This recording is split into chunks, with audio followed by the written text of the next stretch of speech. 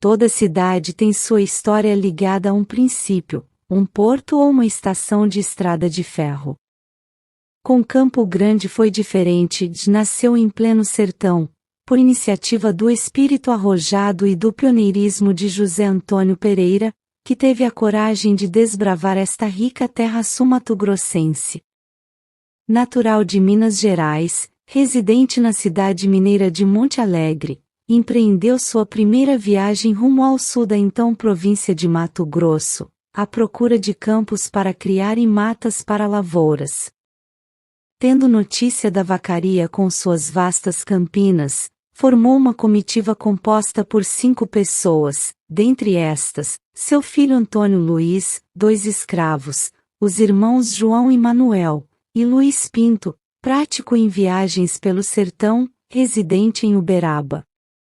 Em 4 de março do ano de 1872 a pequena caravana partiu de Minas rumo a estas paragens, trilhando os caminhos deixados pelos nossos soldados que combateram os invasores do território brasileiro na Guerra do Paraguai. A comitiva, após 3 meses de caminhada, chega a 21 de junho à confluência de 2 córregos, mais tarde denominados Prosa e Segredo. José Antônio Pereira, com seus quase 50 anos de idade, alquebrado pela longa viagem mas satisfeito com o panorama que a seus olhos se descortinava, deu por fim da excursão. Enquanto descansam, constroem um rancho coberto de folhas de buriti, e em seguida, derrubam pequena mata que existia entre os 2 córregos. Numa área, de aproximadamente 1/4 de alqueire, procedeu-se o preparo da terra e o plantio de milho e arroz, cuja lavoura, devido à fertilidade exuberante do solo, correspondeu plenamente à experiência otimista de José Antônio e seus companheiros de jornada. Atravessavam já o mês de novembro e a plantação era promissora, o desbravador não se enganara quanto à excelente qualidade da terra. Os viajores e seus animais, já refeitos fisicamente da longa caminhada e da labuta na formação da roça vicejante, sob as ordens de José Antônio, resolvem regressar à terra natal, em busca de suas famílias. A pequena propriedade não podia ser deixada ao abandono.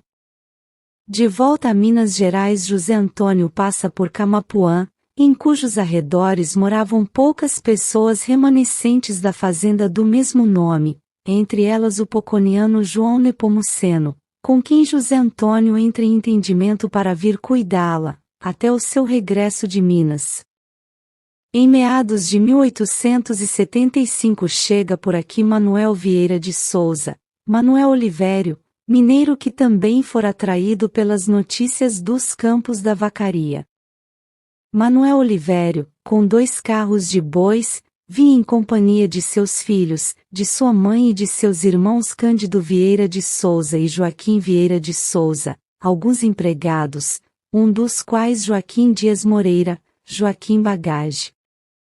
Este encontro proporcionou a Nepomuceno oferecer a Manuel Olivério a pequena propriedade que zelara até então, constituída de um rancho e a colheita da última safra, alegando que José Antônio não havia aparecido, e decorridos quase 3 anos, talvez não mais voltasse. Dispunha-se a vendê-la pela quantia de R$30.000. Acertaram o negócio na condição de que se o dono aparecesse, Manuel Olivério a entregaria, mediante o ressarcimento da importância citada, que na época representava muito dinheiro. Enquanto seus irmãos seguem para a vacaria, Manuel Olivério, que era viúvo, fica em companhia da velha mãe, dos filhos José, Francisco, Maria Helena, Ana Luísa e Helena, de um casal de escravos e ainda de Joaquim Bagage. Para sua surpresa, em 14 de agosto do mesmo ano, chega José Antônio à frente de numerosa caravana composta de 11 carros mineiros, carregados de víveres feveres, mudas e sementes de árvores frutíferas, um lote de gado de cria, etc., fazendo-se acompanhar de sua esposa Maria Carolina de Oliveira e de seus filhos Antônio Luiz, Joaquim Antônio, Francisca Persiliana, Ana Constança, Rita e Maria Nazaré, do genro Manuel Gonçalves, de alguns sobrinhos e mais escravos amigos, formando um total de 62 pessoas. Desenho de Percy Lau ***.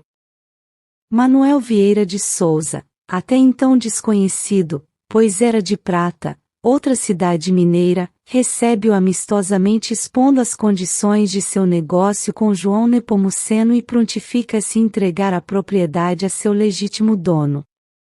José Antônio, idealista e cordato, dá por bem feita a transação convidando-o para trabalharem de comum acordo.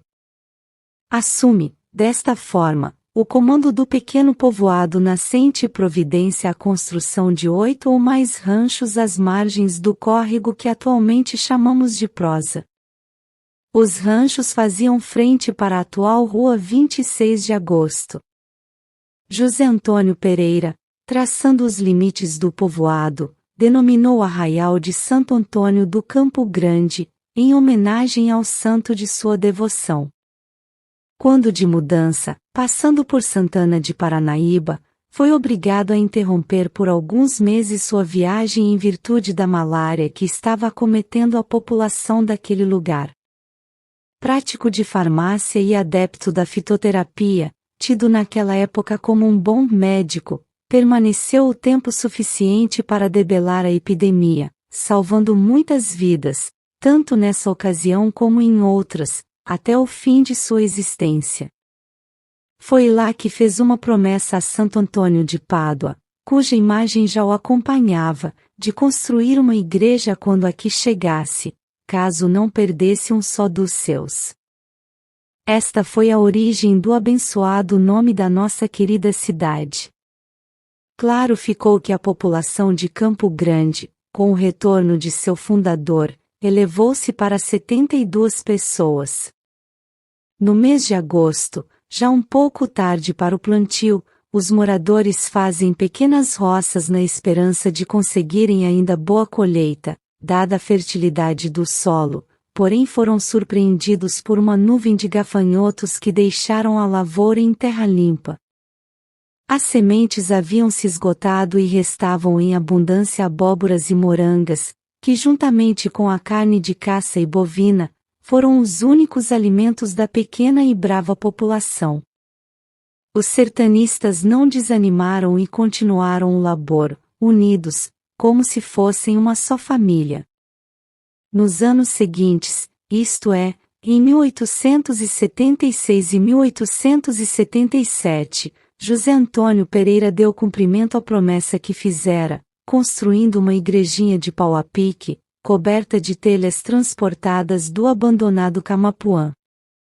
Terminada a capela, logo combinaram os casamentos do velho viúvo Manuel Vieira de Souza com Francisca de Jesus, filha de José Antônio, e ainda de Joaquim Antônio com Maria Helena e Antônio Luiz com Ana Luísa, eles, filhos do fundador e elas, filhas de Manuel Vieira.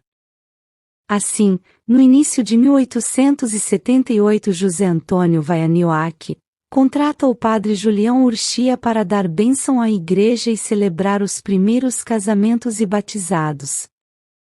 Em 4 de março de 1878, recebia o pequeno povoado a bênção de Deus por intermédio do abnegado sacerdote, que de acordo com as normas vigentes declarava casados, Antônio Luiz Pereira e Ana Luísa de Souza, Joaquim Antônio Pereira e Maria Helena de Souza, Manuel Vieira de Souza e Francisca de Jesus.